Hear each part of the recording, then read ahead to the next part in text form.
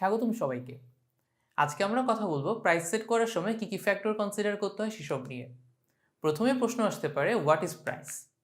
উত্তরে আপনি চটজলদি বলে ফেলতে পারবেন যে টাকা দিয়ে কাস্টমার প্রোডাক্ট কিনে সেটাই প্রাইস। খুবই সোজা একটা প্রশ্ন।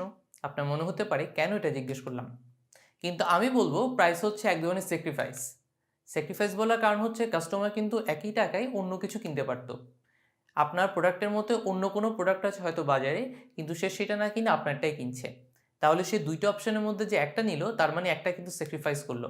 এই জন্যই প্রাইস নির্ধারণ করার সময় কেউ জিনিস মাথায় রাখতে হয়, যাতে করে কাস্টমারের কাছে তার করা যে স্যাক্রিফাইসটা সেটা অহেতুক মনে না হয়।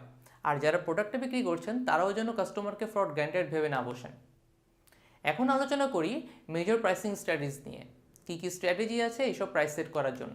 Value base pricing, cost base pricing, competition base pricing. যত ধরনের প্রাইসিং স্ট্র্যাটেজি কিংবা ট্যাকটিক্স রয়েছে তাদেরকে মূলত এই তিনটে মেইন ক্যাটাগরিতে ফেলা যায়। প্রতিটি স্ট্র্যাটেজির আলাদা আলাদা বৈশিষ্ট্য রয়েছে। আপনি কোনটা অনুসরণ করবেন তা নির্ভর করবে আপনার বিজনেস গোলের উপরে। প্রথমেই ভ্যালু বেস প্রাইসিং। আপনার প্রোডাক্ট নিয়ে কাস্টমারের মনে এক ধরনের এক্সপেকটেশন কাজ করে। একইভাবে সেই এক্সপেকটেশন পূরণ করার জন্য কাস্টমার আপনাকে একটা নির্দিষ্ট মূল্যের বেশি দিতে চাইবে না। কাস্টমারের এই এক্সপেকটেশনকে আমরা পারসিভ ভ্যালু বলি। এর মানে হচ্ছে কাস্টমারের দৃষ্টিকোণ থেকে আপনার প্রোডাক্ট তাকে কতটুকু ভ্যালু দিতে পারছে। কাস্টমারের যদি মনে হয় আপনার প্রোডাক্ট থেকে সে 15 টাকার ভ্যালু পাচ্ছে, তাহলে সে কখনোই 15 টাকার বেশি আপনাকে দিতে চাইবে না। তাই প্রাইস সেট করার একটা উপায় হচ্ছে কাস্টমারের পারসিভ ভ্যালুর উপর নির্ধারণ করা। এই ভ্যালু পারসিভ করার জন্য আবার আপনাকে right combination of quality and good service offer করতে হবে। বর্তমানে বিভিন্ন দামের এবং কনফিগারেশনের মোবাইল পাওয়া যায়। আপনি খেয়াল করলে দেখবেন যে সকল মোবাইলের কনফিগারেশন অনেক ভালো সেগুলোর দামটাও একটু বেশি হয়। আবার যেসব ফোনের দাম কম হয় সেগুলোর ফিচারও তুলনামূলকভাবে একটু কম থাকে। আপনি কিন্তু একই ব্র্যান্ডের প্রোডাক্ট কিনছেন কিন্তু ভিন্ন দামে এবং ভিন্ন ভিন্ন ফিচারের। তারা আপনাকে বিভিন্ন কম্বিনেশনের অপশান দিচ্ছে যেখান থেকে আপনি নিজের প্রেফারেন্স অনুযায়ী বাছাই করে নিতে পারছেন।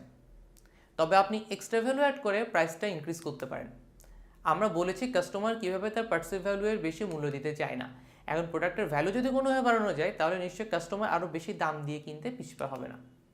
আমরা যদি রেস্টুরেন্টের কথা চিন্তা করি তাহলে দেখবেন যে এক এক রেস্টুরেন্টে একই খাবারের জন্য এক এক দাম রাখা হয়। এখানে তারা এক্সট্রা ভ্যালুটা কীভাবে অ্যাড করে, decoration, service delivery, environment, food quality, relaxation, status ইত্যাদির মাধ্যমে তারা এক্সট্রা ভ্যালুটা অ্যাড করে এবং অন্যদের তুলনায় দাম বেশি রাখতে পারে। যেমন কিছু কিছু দোকানে আপনি বসার জায়গা পাবেন না, তাড়াতাড়ি চলে যেতে হবে। কিছু কিছু দোকানে আপনি রিল্যাক্স করে যেতে পারবেন। এরকম বিভিন্ন ফ্যাক্টর কাজ করে। কাস্টমাররা এইসব পার্সিভ ভ্যালু দিয়ে প্রোডাক্টের প্রাইসটা কিন্তু ইভ্যালুয়েট করে। এখন আসি কস্ট বেস প্রাইসিং নিয়ে। যে কোনো কিছু তৈরি করার একটা খরচ থাকে, যেমন কাঁচামাল সংগ্রহ থেকে শুরু করে ফ্যাক্টরি বা অফিস চালানোর খরচ, লোকজনের স্যালারি ইত্যাদি। আবার সেই প্রোডাক্ট কাস্টমার কাছে পৌঁছানোর জন্য একটা খরচ বহন করতে হয়, যেমন ডিস্ট্রিবিউশন কস্ট, ওয়্যারহাউস কস্ট ইত্যাদি। সাথে আবার মার্কেটিং প্রমোশন খরচ থাকে, ট্যাক্স ভ্যাটের খরচ থাকে। সব মিলিয়ে এই ফিক্সড কস্ট এবং ভ্যারিয়েবল কস্ট কনসিডার করে টোটাল কস্টের ভিত্তিতে প্রোডাক্টের প্রাইসটা নির্ধারণ করা যায়। এক্ষেত্রে মোট খরচের সাথে কিছু প্রফিট মার্জিন রেখে প্রোডাক্টের একটা মূল্য নির্ধারণ করা হয়ে থাকে।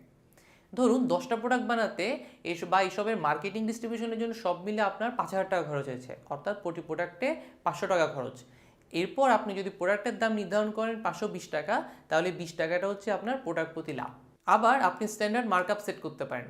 ধরুন প্রতিটি প্রোডাক্টে যদি সব মিলিয়ে আপনার 16 টাকা খরচ হয় এবং আপনি 20% লাভ করতে চান, তাহলে আপনি দাম নির্ধারণ করবেন 20 টাকা। এখানে 20% হচ্ছে স্ট্যান্ডার্ড মার্কআপ, যেখানে আপনি ফিক্স একটা পার্সেন্টেজ প্রফিট করতে যাচ্ছেন। এক্ষেত্রে আপনার যদি ভবিষ্যতে কখনো খরচ বেড়েও যায় বা কমে যায়, তাহলে স্ট্যান্ডার্ড মার্কআপটা একই রেখে নতুনভাবে প্রোডাক্টের দাম কম বেশি করতে পারবেন। হ্যাঁ, চাইলে কোনো কোম্পানি স্ট্যান্ডার্ড মার্কআপটাও বাড়াতে বা কমাতে পারে নিজেদের মতো করে। সেক্ষেত্রে আপনাকে ব্রেক ইভেন অ্যানালিসিস করে নিতে হবে সবার আগে। এরপর আসে কম্পিটিশন বেস প্রাইসিং নিয়ে। আপনি যদি কোনোভাবে বুঝে উঠতে না পারেন যে কিসের ভিত্তিতে প্রোডাক্টের প্রাইসটা ঠিক করবেন, কারণ দাম বেশি হলে কেউ কিনবে না, আবার দাম কম হলে ভাবতে পারে আপনার প্রোডাক্ট খারাপ, তাহলে উপায় কী? উপায় হলো যে আপনার কম্পিটিটর কী করছে সেটা পর্যবেক্ষণ করুন। তারা কোন কোন স্ট্র্যাটেজি ফলো করছে বা কীভাবে তাদের প্রোডাক্টের দাম কত, এইসবের ভিত্তিতে আপনি কাছাকাছি বা একই একটা দাম নির্ধারণ করতে পারেন চাই। একটা কেস স্টাডি বলি, এটা আগেও বলেছি আমি বিভিন্ন জায়গায়। একটা জুস কোম্পানির প্রোডাক্ট আছে মার্কেটে, ধরুন তার দাম 15 টাকা। তাদের ব্যবসা ভালোই চলছিল, মার্কেট শেয়ারও বেশ ভালোই ছিল। হঠাৎ তাদের এক কম্পিটিটর সিমিলার প্রোডাক্ট আনলো মার্কেটে এবং জুসের প্যাকেটের দাম কমিয়ে 12 টাকা করে দিল। মানুষের দাম কম পেয়ে সেই কম্পিটিটরদের প্রোডাক্ট কেনা শুরু করলো। এখন আগে সে কোম্পানি হর্তাকর্তারও তো একটু চিন্তায় পড়ে গেলেন কী করা যায়, কীভাবে মার্কেট শেয়ার ফিরে পাওয়া যায়, এবং একটা বোর্ড মিটিং ডাকলেন। নর্মালি এইসব মিটিংয়ে কয়েক টাইপের ডিসিশন আসে। হয় তারাও কম্পিটিটরদের মতো দাম কমিয়ে 12 টাকাতে নিয়ে আসে, অথবা প্রোডাকশন মার্কেটিং খরচ কমে দেয় এবং দামটা একই রাখে, সেক্ষেত্রে প্রফিট মার্জিনটা কাছাকাছি যেন একই থাকে। কিন্তু ওনারা আরেকটা স্ট্র্যাটেজি নিলেন। কি সেটা? ওনারা জুসের আরও দুইটা ভ্যারাইটি আনলেন, একটা 12 টাকায় আর একটা 20 টাকায়, এবং তাদের আগের যে 15 টাকা জুসের প্যাকেট সেটাও তারা রেখে দিলেন মার্কেটে একই সাথে। এবং এমনভাবে মার্কেটিং প্রমোশন করলেন যেন 12 টাকারটা একটু বাজেট প্রোডাক্ট বা একটু সস্তা প্রোডাক্ট, 15 টাকারটা স্ট্যান্ডার্ড প্রোডাক্ট এবং 20 টাকারটা হচ্ছে একটা প্রিমিয়াম কোয়ালিটি প্রোডাক্ট।